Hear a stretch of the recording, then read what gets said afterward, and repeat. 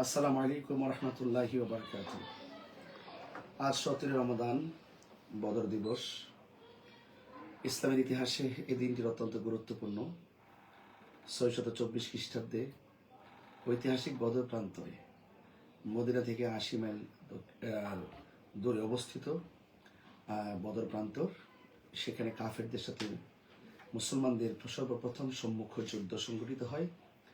মুসলমানদের পক্ষে নেতৃত্ব দিয়েছিলেন হুজুরপুর নূর সাল্লাল্লাহু আলাইহি ওয়াসাল্লাম, যে যুদ্ধে রাসূল করিম সাল্লাল্লাহু আলাইহি ওয়াসাল্লাম সরাসরি অংশগ্রহণ করেছেন এবং এই যুদ্ধে মুসলমানদের বিজয় হয়েছে।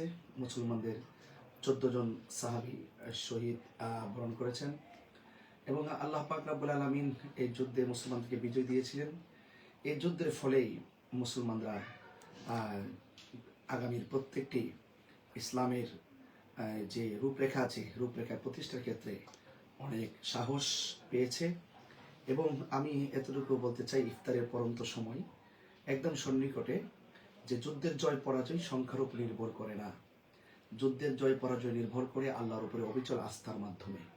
আপনারা লক্ষ্য করুন, বদরের যুদ্ধে মুসলমানদের সংখ্যা ছিল মাত্র 313 জন, আর কাফেরদের সংখ্যা ছিল 1000।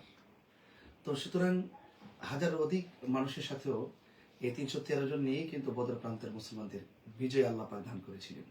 সেজন্য আপনাদের সকলকে বলবো, ওয়ালা তাহিনু ওয়ালা তাহসানু ওয়া আনতুমুল আ'লাউনা ইন কুনতুম মুমিনিন। আমাদেরকে নিরাশ হলে চলবে না, হতাশ হলে চলবে না, আমাদেরকে মুমিন হতে হবে। আর যদি মুমিন হয় আর এক আল্লাহর উপরে যদি অবিচল আস্থা রাখি, তবে ইনশাল্লাহ আমাদের বিজয় সম্ভব। সব কিছু ভুলে গিয়ে আমরা অবশ্যই সত্য প্রতিষ্ঠার লক্ষ্যে, সত্যকে প্রতিষ্ঠার লক্ষ্যে আমাদেরকে ঐক্যবদ্ধভাবে হক পথে থাকতে হবে। আর সত্য মিথ্যার পার্থক্য লড়াই, এই বদরের যুদ্ধকে সত্যের বিজয় হয়েছে। যা আল হাক্কু ওয়া সাহাকাল বাতিল ইন্নাল বাতিলা কানা সাহুকা। অর্থাৎ আজকের এই বদর দিবসে আল্লাহর কাছে শুধু এতটুকু প্রার্থনা, আল্লাহ পাক যেন সেই 14 জন সাহাবী যারা শহীদ হয়েছেন তাদের উসিলা, এবং যারা সে ঐতিহাসিক বদর প্রান্তের যে সমস্ত সাহাবা ইকরাম অংশগ্রহণ করেছেন, সকল বদরি সাহাবীদের উসিলায় যেন আল্লাহ পাক রব্বুল আলামিন আমাদের সকল মানুষদেরকে ক্ষমা করেন এবং আমাদেরকে ছাড়া যারা অন্ধকার কবর দেশে চলে গিয়েছেন, আল্লাহ যেন প্রত্যেকের কবরের আযাব যেন মাফ করেন এবং এই দেশের সার্বভৌমত্ব এবং দেশের মানুষকে যেন আল্লাহ পাক রব্বুল আলামিন নিরাপদ রাখে এবং বহির্বিশ্বে যেই রকম অপশক্তি মুসলমানদের অস্তিত্বকে বিলীন করে দেওয়ার জন্য ষড়যন্ত্র করছে, আল্লাহ পাক যেন সেই বদর দিবসের উসিলায় মুসলমানদের উপরে যেন ছায়া দান করে এবং সকল অপশক্তির হাত থেকে দেশ এবং দেশের মানুষকে যেন আল্লাহ পাক হেফাজতে রাখেন।